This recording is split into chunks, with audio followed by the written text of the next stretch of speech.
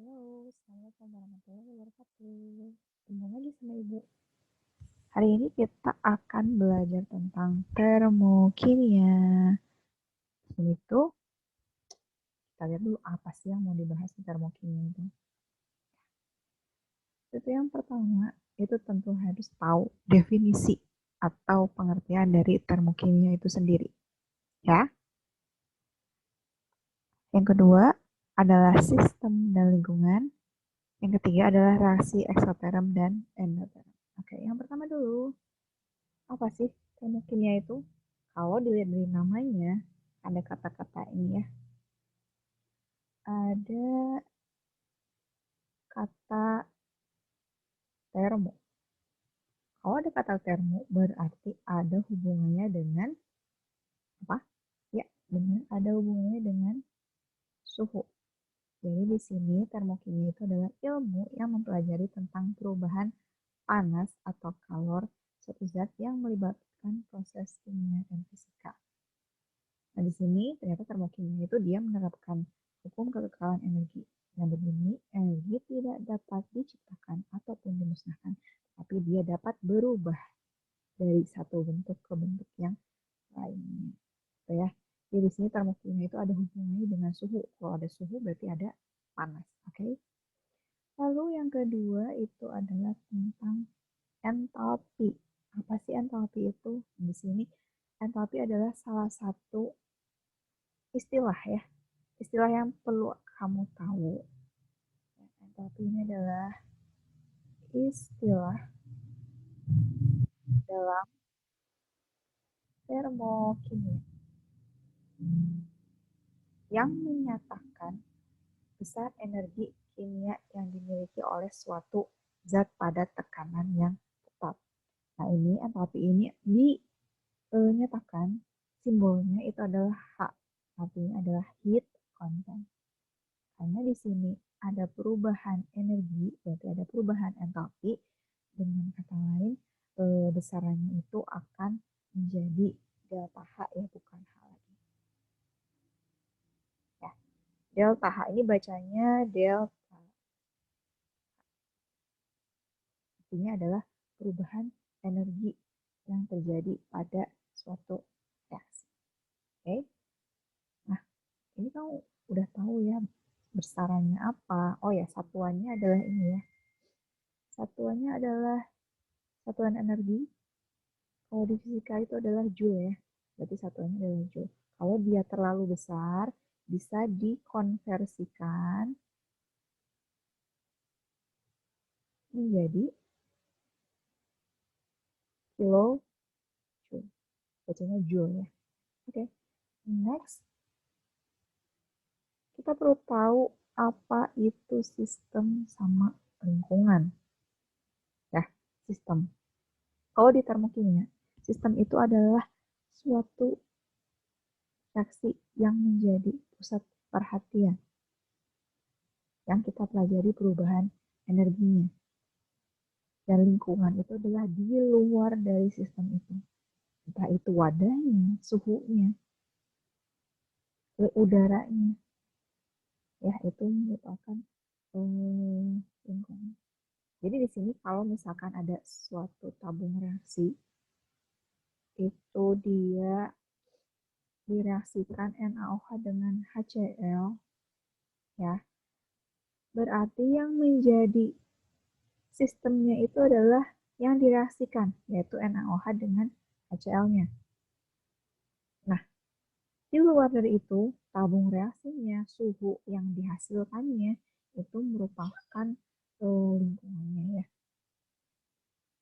Gitu. Oke, jadi sistem itu yang menjadi pusat perhatian. Oke, lingkungan adalah di luar dari sistem. Oke, kalau sudah bahasan sistemnya ya, dibagi menjadi 3 macam. Ada sistem terbuka, ada sistem tertutup, dan ada sistem terisolasi. Bedanya apa sih? Kalian lihat di sini. Di sini ya, di gambar yang ini, yang contoh ini nih. Nah, yang ini adalah sistem terbuka. Kenapa terbuka? Lihat, nggak ada tutupnya kan ya, terbuka. Jadi udara bisa keluar masuk, panas bisa keluar masuk, dan materinya pun, zatnya itu juga bisa keluar masuk. Bisa tumpah maksudnya ya. Jadi ada pertukaran energi dan ada pertukaran massa atau zatnya ya. Kalau yang kedua, yang tengah ini adalah sistem udah ada tutupnya, berarti tertutup. Di sini kemungkinan tumpah keluar itu kecil ya. Jadi tidak ada pertukaran materi, hanya ada pertukaran energi atau panasnya. Oke. Dan yang ketiga, ini termos ya. Itu adalah sistem yang terisolasi. Salah tuliskan. Terisolasi, terisolasi jadinya. Terisolasi.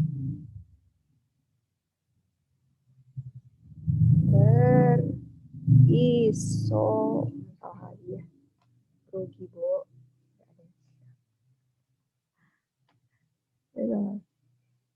Ya, terisolasi. Kalau terisolasi berarti gimana? Ada pertukaran, bisa tumpah nggak? Ya kalau nggak ditutup ya tumpah ya. Jadi maksudnya di sini adalah terisolasi. Oke. Jadi kalau si termosnya ini ditutup dengan rapat, nah dengan rapat, itu berarti tidak ada pertukaran materi, tidak ada pertukaran energi atau suhu atau panas ya. Oke. Jadi di sini gitu aja ya, tidak mengalami pertukaran apapun kalau dia sistem terisolasi. Kalau yang tertutup dapat mengalami pertukaran energinya saja. Ya, energinya saja. Tapi materinya enggak. Kalau sistem terbuka itu dia mengalami pertukaran baik energi maupun materi. Gitu. Oke. Selanjutnya, bahasan terakhir nih untuk video yang pertama ini ya. Apa sih reaksi eksoterm dan endoterm? Nah, kalian lihat gambar ini. Kalau exo ya. Exo itu kita anggap berasal dari kata exit. Artinya apa? Keluar. Yes. Berarti artinya adalah panasnya. Panasnya itu keluar. Ya, panasnya keluar dari sistem menuju ke lingkungan. Ya, panasnya itu berpindah dari sistem menuju ke lingkungan. Kalau panasnya berpindah dari sistem ke lingkungan, berarti suhu lingkungan akan menjadi lebih tinggi atau lebih panas. Ya, dengan demikian, delta H-nya akan bernilai negatif karena panasnya keluar dari sistem menuju ke lingkungan. Terus, kalau endoterm itu lawannya, berarti panasnya itu dia masuk dari lingkungan. Lingkungan itu kan yang di luar ya. Lingkungan ke sistem. Oke? Okay? Dengan kata lain, suhu di lingkungan akan lebih dingin daripada sistemnya. Ya, delta H-nya akan bernilai positif. Contohnya ada yang di bawah ini ya. Ada reaksi, kalian nggak perlu bingung, Bu, ini reaksinya kita harus ngapalin atau gimana? Nggak perlu. Kalian cukup lihat tandanya. Oh ya, harusnya kalau EXO itu positif, negatif ya, negatif. Nah, kalian cukup lihat ininya aja nih, tandanya, tandanya. Tandanya di sini apa nih? Negatif kan ya. Berarti dia reaksinya eksoterm. Karena dia negatif nih di sini. Ya, Ibu Bot kurang ya, Bot. Daya tahannya negatif. Kalau yang endoterm itu daya tahannya positif. Kalian tinggal lihat ininya aja nih, harga dari delta H-nya. Ya. Kalau dia negatif berarti eksoterm, kalau dia positif berarti endoterm. Oke? Nah, ini cirinya ya.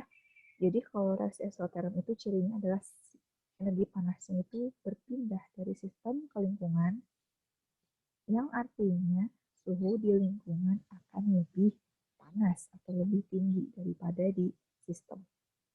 Oke, harga delta H-nya akan bernilai negatif karena suhunya di sistem itu lebih rendah. Dan reaksi endoterm itu lingkungan akan berpindah energinya ke sistem. Dengan kata lain, suhu lingkungan akan menjadi lebih rendah atau lebih dingin. Dan harga delta H-nya bernilai positif. Gitu, oke? Okay? Nah, ada kuisnya. Nanti kalian bisa kopikan kuis ini nanti waktu pelajaran ya. Ibu akan kasih untuk latihan soal di sini. Buat seru-seruan aja. Oke, terima kasih ya. Mudah-mudahan ngerti. Kalau nggak ngerti, kita lanjut diskusi aja. Oke, terima kasih. Assalamualaikum warahmatullahi wabarakatuh.